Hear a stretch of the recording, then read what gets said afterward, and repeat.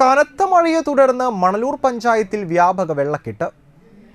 5-ാം വാർഡിലെ അംഗനവാടി ഉൾപ്പെടെയുള്ള പരിസരത്തെ 10 വീടുകൾ വെള്ളക്കെട്ടിലായി.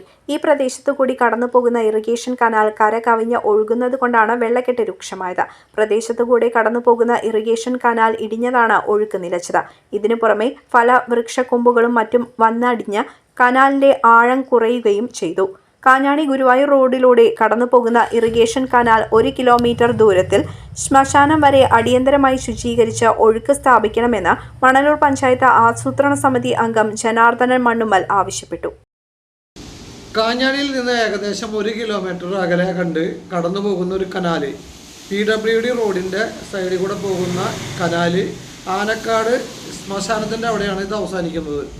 ഈ കനാല് വളരെ കാലങ്ങളായിട്ട് ഇടിഞ്ഞു കിടക്കുകയും അതിൽ കൂടി കടന്നു വരുന്ന വെള്ളങ്ങൾ സമീപ പ്രദേശത്തുള്ള വീടുകളിലേക്ക് കയറുകയും അതോടെ ദുരിതം അനുഭവിക്കുന്ന ഒട്ടേറെ വ്യക്തിത്വങ്ങളാണ് അവിടെ ഉള്ളത്. ഇതിൻ്റെ നടപടിക്കായി നമ്മൾ പല പ്രാവശ്യം ഇറിഗേഷനെ സമീപിക്കുകയും അതിന് ഇത് റെഡിയാവാതെ വരികയും MLA സമീപിക്കുകയും ഉണ്ടായി.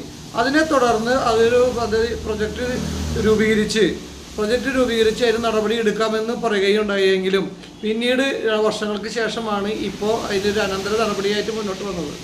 ആ മുന്നോട്ട് വന്നതിൻ്റെ ഭാഗമായി ഈ ദുരിത പ്രദേശത്ത് ഒരു പണി ചെയ്യാതെ വേറെ പ്രദേശത്തിൽ നിന്ന് പണി വരികയും ഈ പ്രദേശം എത്തുമ്പോഴേക്കും മഴ കൂട്ടിപ്പിടിച്ച് ഇവിടെ വെള്ളക്കെട്ട് രൂക്ഷമാകുന്ന ഒരു സ്ഥിതി ഉണ്ടായി. ഇപ്പോൾ പണി അവിടെ നിർത്തിവെക്കുകയാണ് ഉണ്ടായിട്ടുള്ളത്.